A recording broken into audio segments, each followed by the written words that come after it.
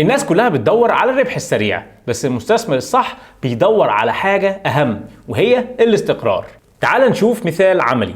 شركة STC الاتصالات السعودية في 2024 حققت أرباح وصلت ل 24.7 مليار ريال، وده أعلى من السنة اللي قبلها ب 85%، ووزعت أرباح 3.7 ريال لكل سهم. طب يا ترى ليه الأرقام دي مهمة؟ 1، لأن الأرباح بتزيد سنة ورا التانية. 2، لأن الشركة بتوزع أرباح بشكل منتظم. 3، لأن الشركة بتدخل مجالات جديدة زي الخدمات الرقمية والكلاود كومبيوتينج، يعني السهم والشركة بيتطوروا مش واقفين مكانهم. أنا لما بلاقي سهم بالشكل ده بسأل نفسي، هل ده الوقت المناسب إني أدخل؟ هل أحطه في محفظتي طويلة المدى؟